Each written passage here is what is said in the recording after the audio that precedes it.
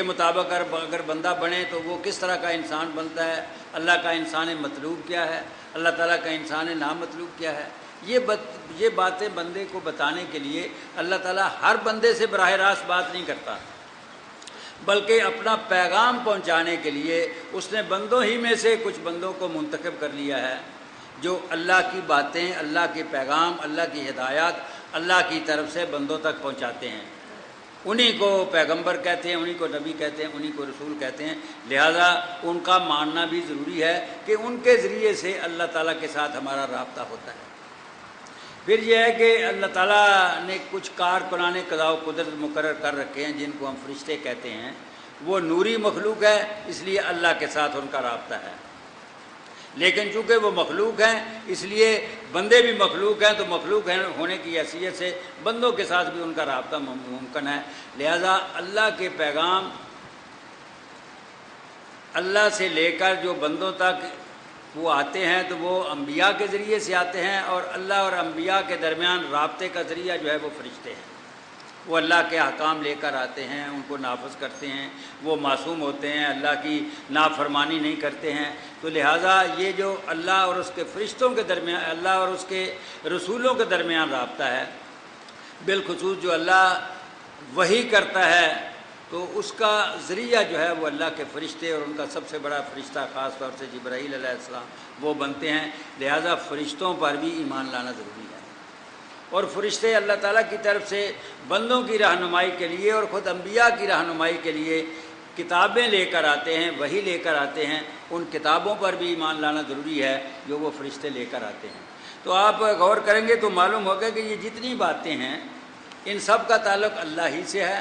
لہذا خالی اللہ پر ایمان لانا کافی نہیں ہے، فرمایا کہ نیکی یہ ہے کہ وَلَٰكِنَّ الْبِرَّ مَنْ آمَنَ بِاللَّهِ وَالْيَوْمِ الْآخِرِ وَالْمَلَائِكَةِ وَالْكِتَابِ وَالنَّبِيِّينَ،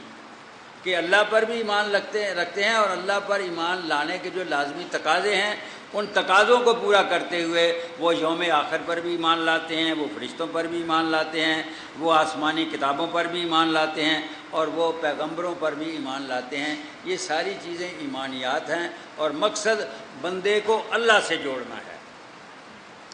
مقصد بندے کو صراط مستقیم دکھانا ہے، مقصد بندے کو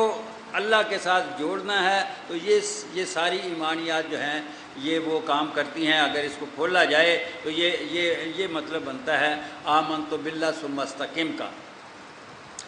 پھر یہ ہے کہ یہ جتنی باتیں تھیں ان کا تعلق بندے کی سوچ کے ساتھ ہے، بندے کے عقیدے کے ساتھ ہے، بندے کے خیالات کے ساتھ ہے، لیکن جیسا کہ میں نے عرض کیا کہ آدمی جب ایک چیز کو تسلیم کرتا ہے تو اس کو تسلیم کرنے کے جو لازمی تقاضے ہیں وہ بھی بندے کو پورے کرنے چاہیے۔ تو ان تقاضوں کے بارے میں آگے فرمایا کہ نیکی صرف اتنی نہیں ہے کہ تم نے یہ حقیقتیں مان لی، تم نے اللہ کو اللہ مان لیا، تم نے ایمانیات کو مکمل کر لیا، نہیں، فرمایا وَآتَ الْمَالَ عَلَىٰ حُبِّهِ، پھر وہ مال تم اللہ کے راستے میں خرچ کرو جو تمہیں محبوب ہے، مال سے اپنی محبت کے باوجود اللہ کے دیے ہوئے مال کو اللہ کے راستے میں خرچ کرو۔ یہ مال بندے کو بڑا پیارا لگتا ہے، بعض اوقات آدمی اپنا مال بچانے کے لیے جان بھی قربان کر دیتا ہے۔ آپ روز اس طرح کے واقعات پڑھتے رہتے ہیں کہ چور ڈاکو آئے، بندہ اپنے مال کو بچانے کی کوشش میں اپنی جان کھو بیٹھا۔ تو مال جو ہے یہ بڑی پیاری چیز ہے، اور جہاں جہاں جہاد کا ذکر آیا ہے قرآن مجید میں وہاں بھی زیادہ تر مقامات میں اموال کا ذکر پہلے آیا ہے اور انفس کا ذکر بعد میں آیا ہے۔ تو لہٰذا مال جو ہے یہ بندے کو بڑی پیاری چیز ہے، اس لیے جب تک آدمی کے دل سے اپنی اس پیاری چیز کی اللہ کی رضا کے لیے محبت نکلے نہ،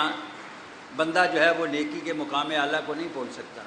اللہ تعالیٰ خود فرماتا ہے کہ لن تنالوا البر حتیٰ تنفقوا مما تحبون، کہ تم نیکی کے مقام اعلیٰ کو اس وقت تک نہیں پہنچ سکتے جب تک کہ اللہ کے راستے میں وہ چیزیں خرچ نہ کرو جو تم کو پیاری ہیں۔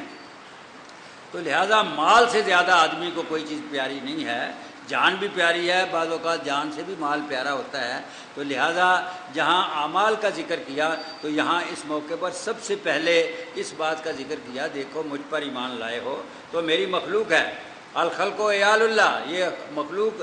بمنزلہ کنبہ کے ہے، ساری مخلوق ہے، تو لہذا مخلوق کا خیال کرنا یہ ایمان کا تقاضا ہے۔ ہمارا دین دو چیزوں کے مجموعے کا نام ہے، حقوق اللہ اور حقوق العباد، دونوں ادا ہونے چاہیے۔ یہ نہیں ہونا چاہیے کہ ایک حق ادا ہو تو دوسرا رہ جائے، دوسرا ادا ہو تو پہلا رہ جائے۔ دونوں حقوق سائملٹینیسلی واجب الادا ہیں، اور بندہ مومن وہ ہے، اور نبی پاک صلی اللہ علیہ وسلم کے طریقے پر چلنے والا بندہ وہ ہے جو سائملٹینیسلی اللہ کے حقوق بھی ادا کرے اور بندوں کے حقوق بھی ادا کرے۔ بلکہ بندوں کے حقوق جو ہیں وہ زیادہ ہیں، قرآن مجید کا بڑا حصہ بندوں کے حقوق کے بیان پر مشتمل ہے۔ یہاں بھی آپ دیکھیں تو اللہ کا حق تو ایک آدھی ذکر کیا گیا ہے، لیکن بندوں کے حقوق بڑی تفصیل کے ساتھ بتائے گئے ہیں۔ اور بات یہ ہے کہ آدمی اللہ کا حق تو ادا کر دیتا ہے، آدمی نماز پڑھ لیتا ہے، روزہ رکھ لیتا ہے، حج کر لیتا ہے، لیکن بندوں کے حقوق ادا کرنے کے معاملے میں وہ بے احتیاطی کرتا ہے، وہ لاپرواہی سے کام لیتا ہے۔ حالانکہ نبی پاک صلی اللہ علیہ وسلم کا یہ ارشاد ہے کہ اللہ تعالیٰ تو غفور رحیم ہے، تم نے اگر اس کا حق ادا کرنے میں کوئی کوتاہی کی تو اللہ تعالیٰ معافی مانگو، توبہ کرو، اللہ معاف کر دے۔ لیکن بندوں کا اگر تم نے کوئی حق طلب کیا ہے تو جب تک وہ بندہ جس کے ساتھ تم نے زیادتی کیا ہے وہ معاف نہ کرے، اللہ بھی معاف نہیں کرے گا۔ تو ہمیں یہ سمجھنا چاہیے کہ اللہ تعالیٰ تو غفور الرحیم ہے، لیکن بندے غفور الرحیم نہیں ہے، بندے معاف کرنے میں بڑے بخیل ہیں۔ لہذا حقوق العباد کی ادائیگی میں ہمیں بہت زیادہ احتیاط کرنی چاہیے، بدقسمتی سے ہم نہیں کرتے۔ تو یہاں یہ بات فرمائی کہ یہ جو مومن بندہ ہے، یہ جو ان ایمانیات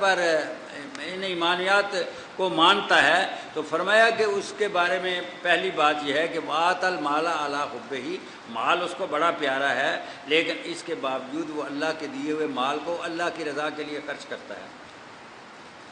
وَأَنفِقُوا مِمَّا رَزَقْنَاكُم مِّن قَبْلِ أَن يَأْتِيَ أَحَدَكُمُ الْمَوْتُ، پیشتر اس کے کہ اس دنیا سے تمہیں اٹھا لیا جائے،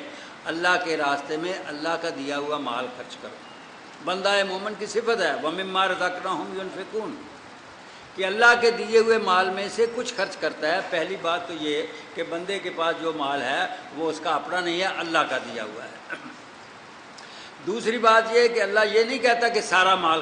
خرچ کر دو، مما اس میں سے کچھ اللہ کے راستے میں خرچ کرو، اور جو خرچ کرنا ہے وہ بھی اللہ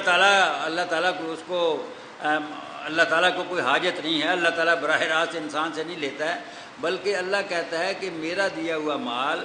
میری رضا کے لیے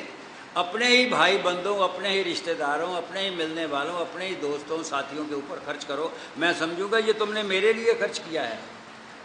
اور دیکھو یہ مال سدا تمہارے پاس نہیں رہنا ہے، تم سے پہلے کوئی اور اس کا مالک تھا، آج تم اس کے مالک ہو، کل تم اس دنیا سے چلے جاؤ گے، قبر میں ساتھ یہ مال نہیں لے جاؤ گے، یہیں چھوڑ جاؤ گے۔ قرآن مجید میں مستخلفینہ کا لفظ استعمال کیا کہ تم تھوڑی دیر کے لیے اس مال کے وارث بنائے گئے ہو،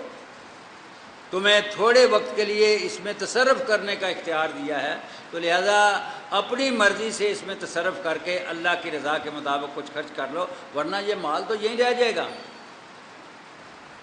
یہ مال تو یہیں رہ جائے گا۔ تو لہذا پیشتر اس کے کہ یہ مال یہاں رہ جائے، تم اللہ کے راستے میں کچھ خرچ کر لو، اور